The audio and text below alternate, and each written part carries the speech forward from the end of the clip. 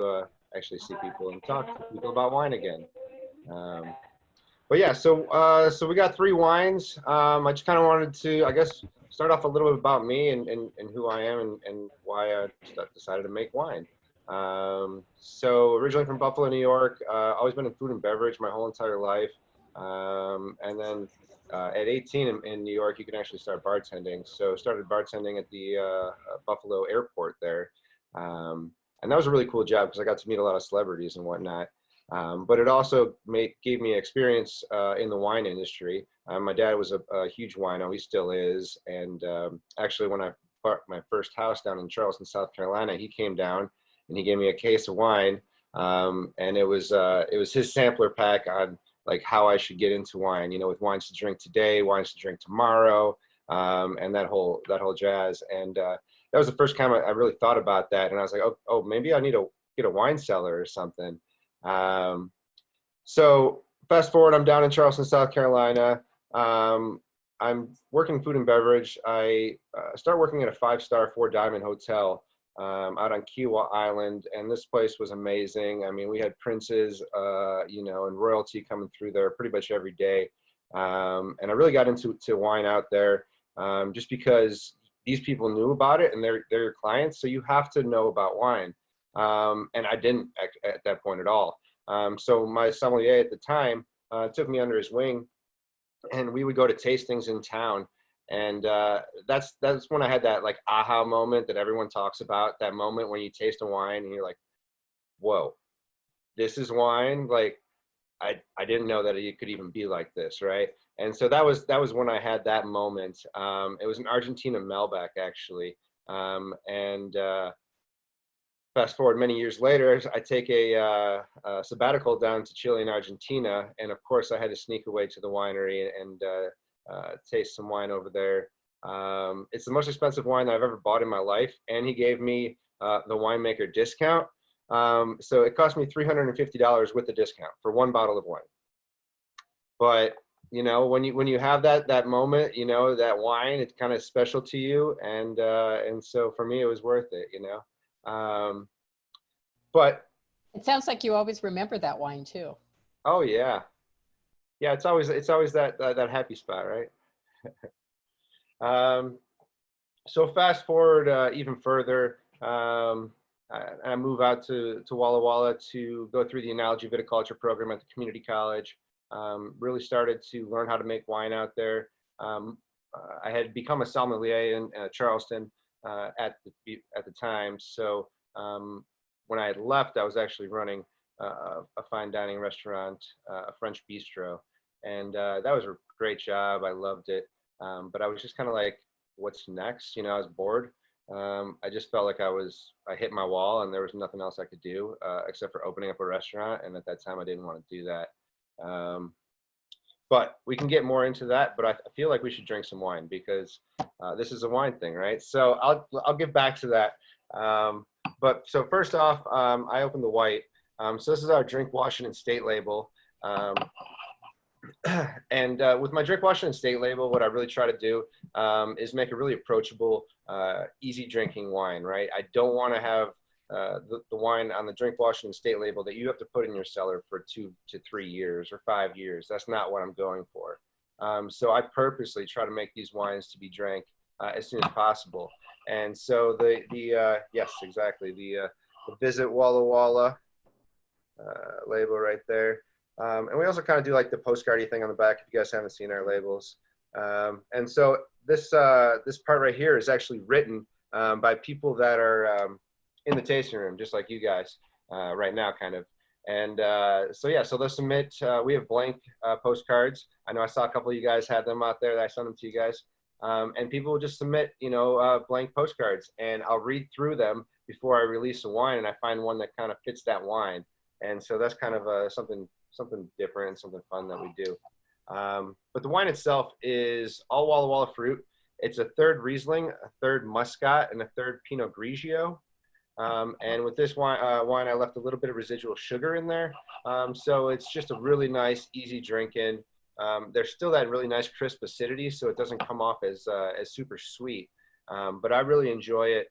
Actually, I enjoy it sometimes more in between those big heavy reds because their tannins are just like so drying and your mouth is just so heavy. And then you just, you sip a little white wine with a little sugar in it. And you're like, ooh, I can taste wine again now,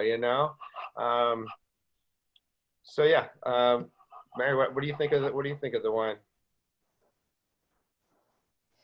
I'm not a big white wine drinker, but this is really refreshing.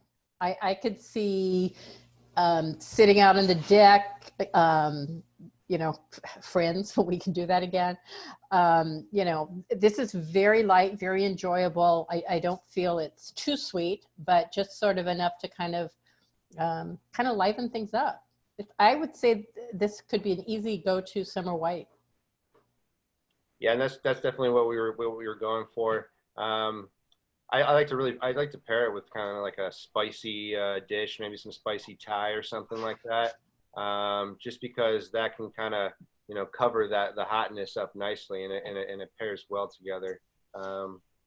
Cheryl and Lisa, let's see, also have it. So let me unmute you guys. What do you think? Actually, unfortunately, we weren't able to get the white. We got the rosé. Okay. You got the two reds. We got the rosé instead. Oh, well, gosh. It wasn't available when we ordered. Okay. But we had the rosé, and it's wonderful. Okay. You not on the list today, but since they brought it up, what's up with the rosé? Very good. Very good. Oh, delicious. Yeah, I think personally, I think 2019 was my favorite year for winemaking. Obviously every year you learn and you grow and you have, you become a better winemaker overall. But 2019, I really enjoyed the wines that came out of it already. The rosé that you were just speaking of, and then the Grenache Blanc is available too. And hello to some new people. Hello. But yeah, so the Eternal Beauty, the Grenache, it's picked for rosé. So basically, we pick it earlier. So it's usually the first pick of the year for us, and we try to have it more on that crisp, dry side. The white wine, the Visit Walla Walla, the Drink Washington State label that we're drinking right now has more residual sugar because I didn't want the rosé to have any. Mm-hmm. So, Andrea, I think you were ordering the wine. Were you able to get it? I've got her muted. Sorry. Okay. You got it? Okay. So you're more of a white drinker. So what do you think? I haven't tried it yet. Just well, okay. It's good. I was saying that I thought it was a good summer on the deck wine. Yeah. Perfect. Yeah, so I guess I should get into the difference between the two labels that we have. So Drink Washington State, like I said, it's the more accessible. It's the bigger label overall. It's more blends of areas versus single vineyard, which is what Eternal Wines is. Eternal Wines is all single vineyard wines. Super small production. And with Eternal, it has definitely a focus on the Rhone varietals. So the Syrah, the Viognier, Grenache, Mourvedre. And I think those wines do really well in Washington and especially in Walla Walla overall. So the next wine that we're going to taste, the Eternal Foundation Syrah. Excuse me. That's one of my favorite wines. And, you're not supposed to say like what your favorites are, but I really, really like that wine. And it's very typical for Rocks district wines. And I don't want to, I guess, show of hands, how many people know what Rocks wines are? And if you've had wines from the Rocks district, okay. But I think with the exception of Julie, I think everyone either lives in or has lived in Washington. So they will be familiar with Walla Walla, if not the Rocks district. Excellent. Yeah, so the Rocks district is completely down in Oregon. It's a really, really small AVA. It's one of the smallest AVAs in America. And the wines from that area are just very distinctive because of the rocks, right? So you go down there and the whole entire vineyard is just cobblestones and rocks, and you're walking around on it and you can feel the heat radiating off these rocks in the summer. And it's a really cool experience just to see and smell, especially during harvest time.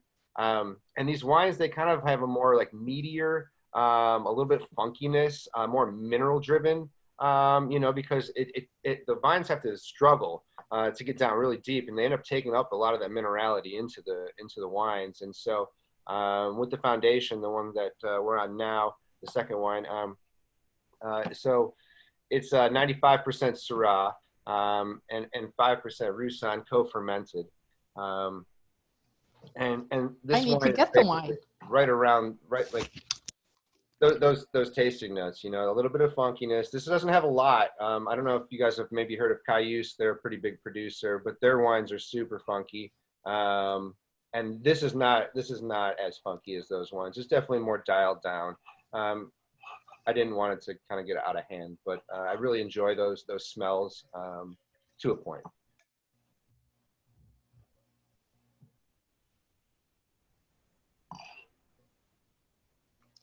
I really like the earthy smell. It just smells like dirt.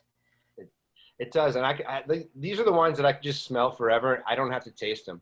Like once I get a wine that I'm really happy with, I'll just sit on it for 10, 15 minutes, and people in the tasting room be like, "You haven't even tried that wine," and I'm like, "Yeah, I know. I'm enjoying it. Like, give me a minute here, But yeah, I really. Oh, we got a message. What's it called? Oh, the Eternal Foundation is the one that we're drinking. So it's the 2016 Eternal Foundation. Yeah.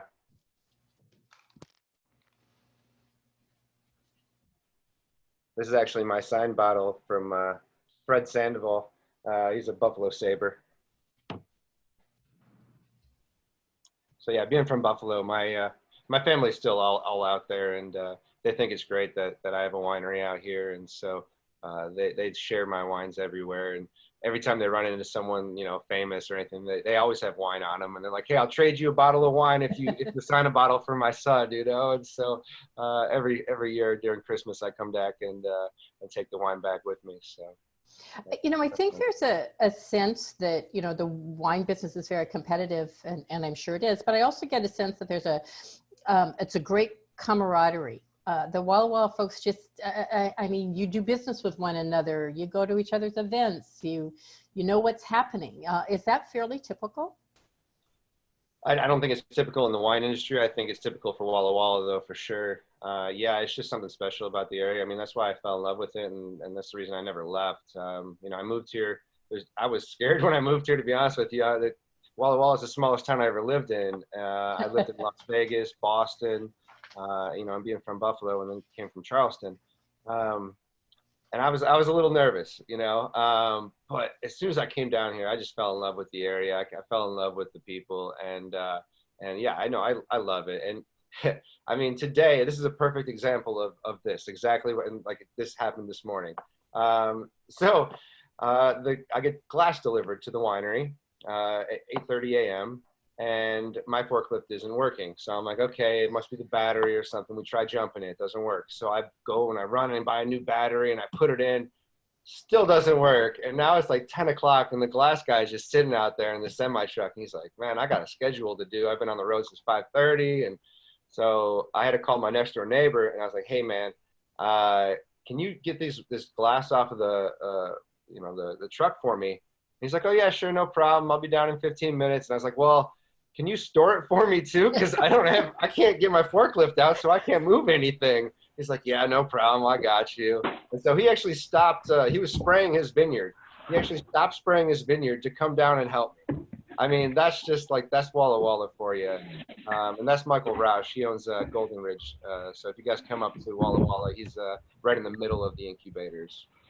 So my question is, this is a different shaped bottle than... That is fortified, yes. And so the reason for that is? Higher alcohol. Okay. Yeah, so we started in 2015. It was 18.5 alcohol, and now it's jumped up to 19.5. 19.5. Yeah, and that's like, that's the fortified. That's more like a port style wine. So, an after dinner drink by the fireplace or with a cigar.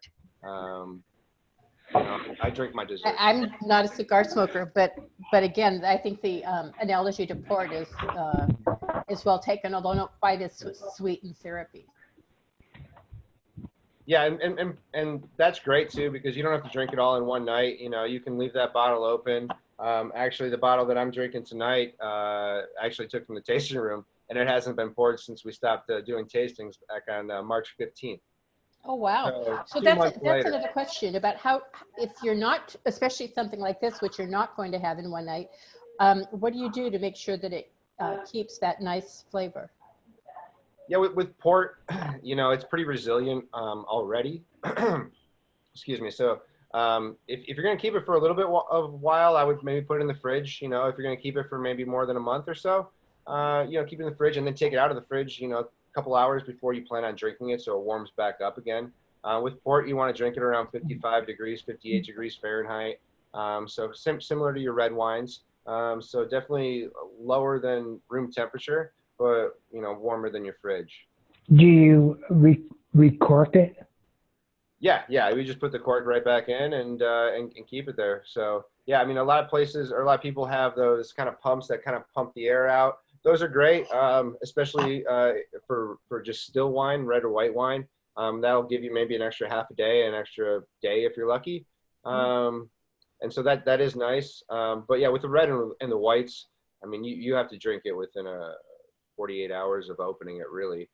Then you start losing those primary aromas, and it starts oxidizing a little bit. And then, yeah, that's just not fun. You don't want to do that. So Cheryl and Lisa, I think our screens are frozen. just a second here. We were just saying we rarely have that issue with them having to cork a bottle of wine. Us either. Although I probably wouldn't drink this all in one setting. This would. Oh be yeah, not the port. Not the port. No, yeah. not the fortified. Yeah. No. We've not started on that one yet. We're still on the other. Oh, the other. Oh yeah. I haven't switched over yet either. It's okay. Oh, we're just moving right along. We passed up wine with dinner to do this. Now, Andrea, she's taking a phone call there? Did she have to step away? I know she's not a big red wine drinker, so I would be curious to get her feedback. It looks like she's had to Hi, Mary Jo. This is Carrie. Hi, Carrie. With Andrea. She's getting glasses for us. We just opened. Ready to try. Perfect. Yeah, I agree, Brad. It's the smell. You could just smell it for hours. I mean, it just has a really, really nice aroma to it. Yeah. Like you said, you can smell the earth. I'm wondering if it's better to say you can smell the rocks. No, you totally can, and I'm that weird winemaker that goes into the vineyard and I lick rocks. Okay, like yeah, wow. No, honestly, I've done that. So that's so good. It's delicious. Oh my gosh, that's so delicious. Did I not say we should open? Yes. That is delicious. There you go. So Andrea, you like this red? Yeah. Because you're not a red wine drinker, so that's really interesting. It's my work. So when it came to this, like, what is this? This is really weird. So yeah, this is delicious. So Vicky and Ed, are you guys port drinkers? I am. Ed is. Yeah. I like port. Uh-huh. Port is a little too syrupy for me, but I think this would be a nice alternative. Yeah, it sounds good in that aspect. I like it. It's definitely something after dinner. Yeah, yes. It's a dessert. Yeah. So how would you, I mean, if you were not having a cigar with it, I mean, would you have, chocolate cake? That seems like maybe too sweet. What would you have with this? yeah, I would maybe pair something that isn't that sweet with it, because that is the sweetness, So I don't know. I started thinking about fresh fruit and stuff like that. Yeah. Or maybe some custard or something. Yeah, or cheeses. Yeah. Totally. Like a brie. It This should would be good with that. Yeah. Fruit for dessert is way too healthy. Yeah. So what's Oh. the difference between a fortified Syrah and a port? That is a good question. And so the answer is we cannot legally call it port because port is from Portugal. Porto. Ah, okay. Yeah. So so we have to call it fortified know that. Syrah. And so funny story, I submitted, so you have to submit your label to the government for approval. And it said fortified Syrah, and they wrote me back and they said it was not approved because fortified means that you added brandy to it. And I wrote them back and I said, I did add brandy to it. That's why it's fortified. So yeah, so then they approved it. But one thing that's really cool about the port that I don't really think anybody else does, and especially locally, if they do it now, it's because of me. We actually save our lees, which is a byproduct of making wine. Basically, what it is your dead yeast cells, your acid, and your tannin chains that have fallen out of suspension in the wine, and they create this like kind of gooey, gucky, mushy kind of product. And so most places, what they'll do is they'll rack the clean wine off the top of it and they'll dump that down the drain. But I started saving it because there's alcohol in it. And so we save it throughout the year and then we take it down the street to DW Distillers and they do a triple distillation on it and they give me back brandy that is 160 proof and it's from my own wine. Wow. And so that's what we add back into the fortified Syrah every single year. So that's why we only do a barrel of it every single year. It's very small production, but it's pretty unique, and I love it. And the main reason I started doing it is because as a sommelier, I was like, you have to make wines for the complete meal, right? You have to have the wines to start with, then you have to have the meat wines, and then you got to have the dessert, right? So I try to make all three of those. So if this was in Portugal, you would call it port. It's just Correct. that because you're not. Okay. Yeah, well, I didn't understand that difference either. yeah, and technically, I guess if it was in Portugal, I couldn't use Syrah. Yeah, true. So is this kind of the same process that you would make grappa with? Or how they make grappa? Yeah, so grappa is distilled from the grape skins after they've been pressed. It's a similar thing, yeah. I like this much better than grappa. Yeah, I'm not a huge fan of Oh. grappa. You can sip this. Yeah. I have a bottle that I bought of grappa from Col Solari, and the winemaker signed it. This is when I was first thinking about moving out here, right? So 2013, Daryl Allwine, and he signed it for me, and I was like, oh, this is great. I still have that bottle in my fridge. Like, I don't drink that because I don't want to. No, it's Good. brutal. Yeah. It's brutal.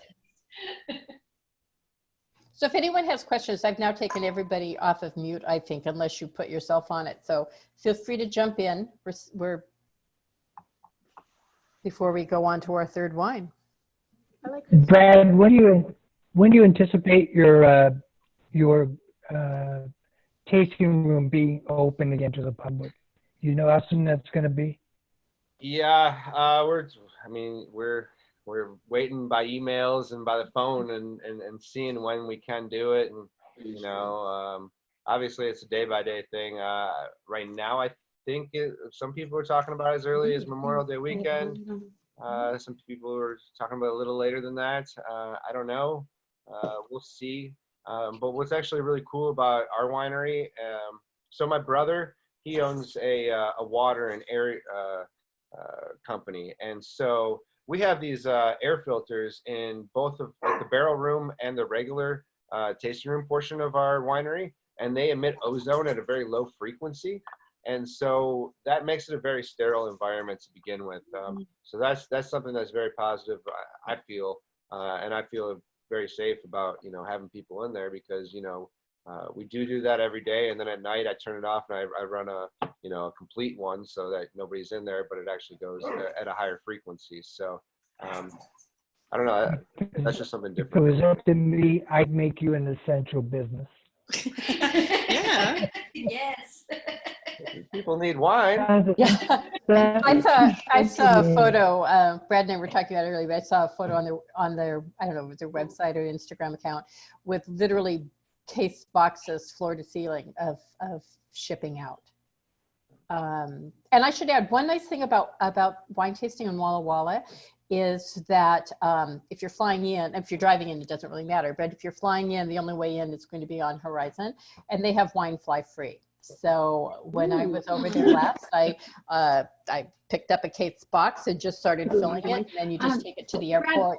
Don't seal it. They will take care of finishing up the package, and there's no charge for that, which is great if you're doing a wine tasting weekend.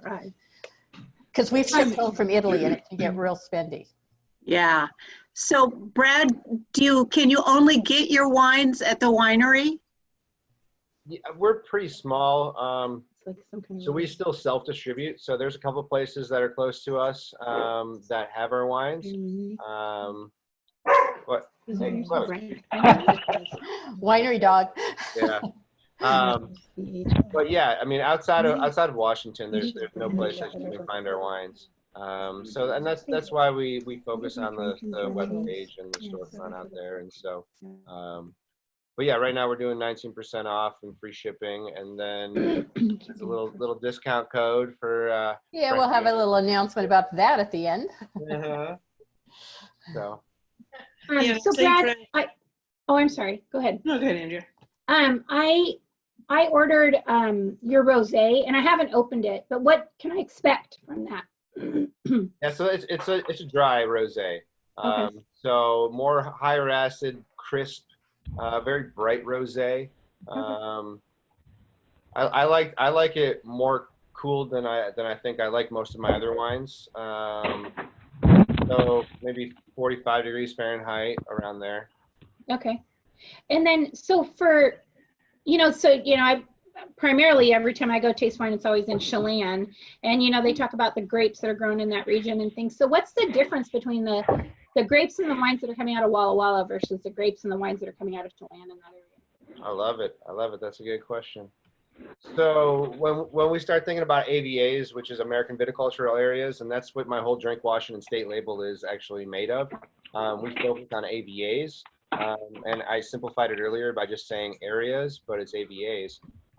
And so we actually make a Lake Chelan Pinot Noir that is, very, very light. And so the difference, you have to think about the difference in the areas. You have to think about the difference. We call it heat units. So Walla Walla is a hotter area than Chelan. So our wines, they have more time. The grapes, they have more time to accumulate heat, right? And so they get bigger, they get riper. And so overall, I would say it's almost like a Burgundy, for Lake Chelan, because they specialize in Pinot Noir and Chardonnay and the cooler climate varietals, versus Walla Walla. We have bigger varietals. We can Cab Sauv. We can definitely ripen that Merlot. Sorry, dog's going crazy. I can only hope to contain her. That's literally Chloe. So. Come here. Okay. We saw Chloe on your Facebook page. Yeah. Chloe's the new addition. I got her almost a year and a half ago now. But Picasso I got in Las Vegas, and he's the original winery dog. But he's turning 13 this year. No. No winery cat? I'm sorry? No winery cat? I'm allergic to cats. Oh, okay. No. Yeah, I can't do it. I literally just start sneezing, and my face is red, and it swells up, and it's not pretty. So. Yeah, I've got that down. I get it. So you're relatively small. Do you have a wine club? We do have a wine club, yeah. So we have 3 different tiers of the wine club. I'm a big music guy, so they're all based on music. So the Sir McCartney Club is all eternal wines, and the Hexham Club from 311. That's a mixture of both wines, and then the Petty Club, obviously Tom Petty. That's all the Drink Washington State wines. And so yeah, we send out twice a year, either 6 or 12 bottles. And what's cool about our release is that I release 6 wines every release. So you're getting brand new wines that are not on the market yet. And so it's actually hard for me now to figure out what I want to release, because we have so much, like I've been producing a lot of wine, especially since 2016. I stepped up, and I have so much wine. It's okay, like what wine is shining the most right now that I need to release, right? And what do I think will improve for another 6 months before I, can release it. So talk about the incubator program that you guys are a part of. Yeah, it's a really cool program. It's up at the airport at Walla Walla. So it's all owned by the port. It's 5 units. You can be there for a maximum of 6 years. And so the rent the first year is very affordable. And then they jack it up pretty substantially every single year. By year 6, if you're still there, you're paying a hefty penny. But the first couple of years are a great deal for you. And what's nice is that it's always, new wineries. And what's nice is that they kind of marketed it for you. So as a new winery, you can just go in there. You don't have to do anything. Just open up your doors and people are going to show up because it's the incubators. So that's kind of a cool little area in Walla Walla. I really like it. I worked in the area since 2014. We moved in as a winery in 2016. Chloe's being a Chloe. Pay attention to me. So you've just got a couple more years there, and then you'll have to relocate. Yeah. And we're, this whole thing, who knows, we were looking sooner than later, but, now this might have pushed it back a year or two. So who knows? The only thing I do know is that we've outgrown the space, and we need more space ASAP. Yeah. So we'll see. Figure it out. Good problem to have. All right, shall we try your next one? The port? What was your other wine that you had here? I think that was the I think we Eternal jumped Syrah. into the fortified. It's Yeah, the fortified Syrah. the Zen. I think some people moved on to it already. Yeah, we didn't. In fact, Tony, did you take the bottle? Which bottle? The last bottle? Yeah, the third. I'll get it. Thank you. So tell us about the Zen. The Zen? Mm-hmm. So the Eternal Zen is Lake Colleen Vineyard. It's basically one of the Grand Cru vineyards in Walla Walla. A lot of wineries that are super well respected at Garrison Creek, Bob Piano, name a couple. They'll use that vineyard as their reserve label. And I definitely treat it like that too. It's right on the base of the Blue Mountains in Walla Walla. It's a really nice site. They do a really great job viticulturally there. So you're going through the vineyard, and there's not a whole lot of weeds or anything. Like the rows are always perfectly manicured. It's a really great vineyard in town.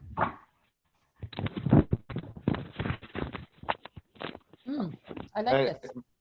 Yeah, so basically we did 1 barrel of it for the 2016, but it was a punch-in, so a little bit bigger than a normal barrel. So about 60 cases overall. And that got, I think got 93 points from Wine and Spirits magazine. Pretty happy with that. 93. Chloe, come here. Good job. That is really good wine. That's nice. Appreciate it. So one of the, I sent you some questions that we always have questions in advance. So I'm going to go over some of those with you. So visiting a winery, what's the best approach? How to do it? Yeah, so, well, normally. Yeah, well, I know. Let's just pretend this was last year. Right. But yeah, I mean, our winery's definitely kind of cool and different because we taste all the different wines there. So between both labels, like we're tasting 20 different wines at any given time. Right now, because it's been a little bit slow, I think we'll probably end up with like 23 different wines on the board. And so we have this wine device. I don't know if you guys have it at home. It's called a Coravin. It's a great product. And so basically what it is, it's this little handheld device, and it's attached to an argon tank for me at least, because I modified it. And it goes directly into the bottle of wine, and it injects argon into it, and which forces the wine out. So you never open the bottle of wine, so you can pour off of that same bottle for 2 to 3 months, you know, and there'll be no oxidation at all. So it's a great product. And so that's what we use in the tasting room. So when you come in, you actually get to choose your own flight. So you get to choose 5 different wines, and we go in the order that I think they should be gone in.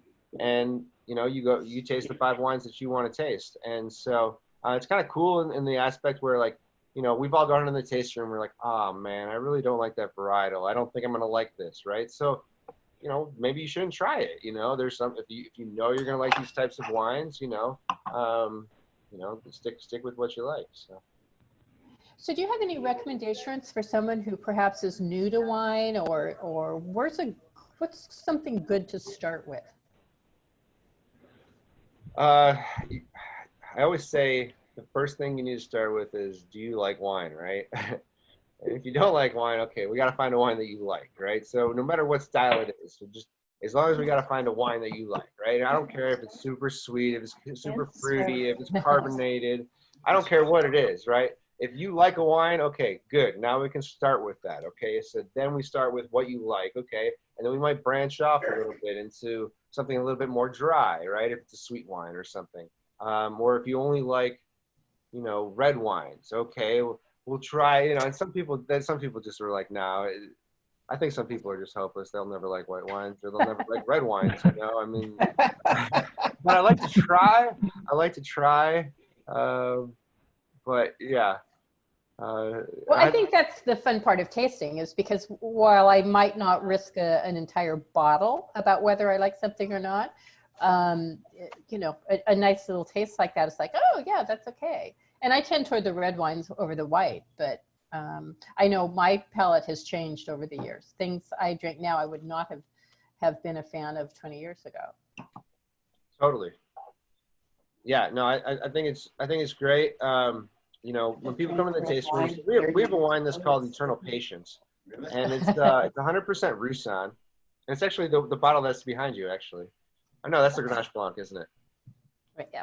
I went white wine, but I went to reds real quick. It is a white wine, yeah. I don't have the whole green screen reverse thing figured out yet. But so the Roussanne is a white wine that I treat like a red wine, right? So it's been in the bottle or in the barrel for 2 years. It's a heavier white wine, and so people who don't like white wines, when they come to the tasting room, like, I often try to give them that just to see, you know, it's so funny too, because people are like, no, I hate white wine, and then they taste that. And then they end up walking out with like 6 bottles of it. And I'm just laughing underneath, you know, I'm just like, okay, you didn't like that at all, did you? You know, but it's funny because you never, you know, you don't know, like you said, you don't know until you try it. So, I mean, that's the great thing about tasting rooms is, you know, you can experiment, you can taste different things. And like you said, it doesn't cost you 50, 60 bucks, you know. Yeah. I mean, it's one thing to take a chance on a taste, another thing to take a chance on a $50 bottle of wine. So we've got just about 5 minutes left.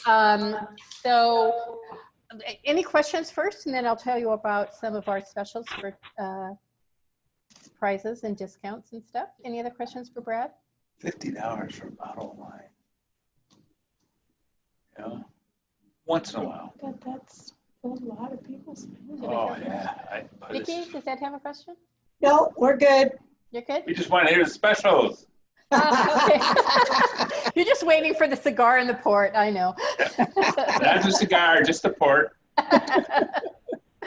All right. So as Brad said, he's currently running a 19% discount at the winery, and that's free shipping over a certain amount?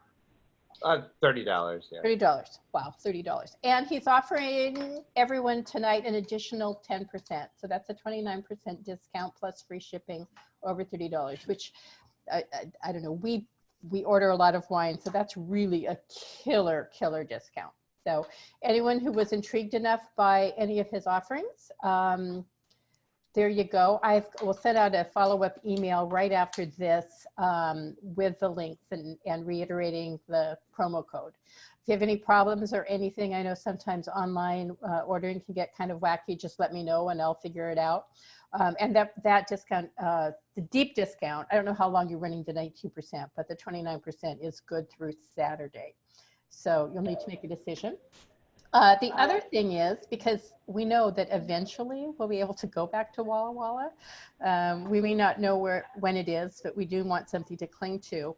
And so as a giveaway, which I will do a random number draw at the after we get done with the meeting, he's giving away a wine tasting with him at the winery for up to 8 people. So Cool. good chance to go back to Walla Walla with some friends. And if you don't have 8 people that you want to ask, we are always available to go with you. Well, there's enough of us right here, it looks like. Yeah. We can just why make this don't- virtual we can meeting pick a live. date and all meet there. That sounds good to me. Yeah. So I did not visit the airport district when I was there last. So that was one of the areas of Walla Walla I didn't get to. It was a pretty hectic schedule. So if there are not any other questions, we will call this a wrap. We're finishing up right on time. And at some point I'll figure out how to stop the recording. I'll get this online on the website. I'm hoping to get it done tomorrow, but I don't know how much is involved in scrubbing it and getting it up to YouTube and vetting. So you can come back and listen to it anytime. Next week, we have, this is, one of the fun things about doing this is learning about wine from different states that I really didn't know had a wine industry. So next week, we will have a representative from Country Heritage Winery in Indiana. I had no idea that Indiana had a wine industry, and nor do I have a clue about any of the wines that we'll be tasting. So it'll be a big learning experience for me. And Fun fact, you're welcome to MJ. join us. What's Fun that? fact is that every state in the U.S. actually produces wine. Yeah. Really? Oh, Huh. Even Florida. yeah. Every one of them. Yeah. Well, I'll try to get through all 50 at some point. So I guess I'm just, hey, Before we get out. I'm a Washington girl. I'm sort of partial to what we're doing up here.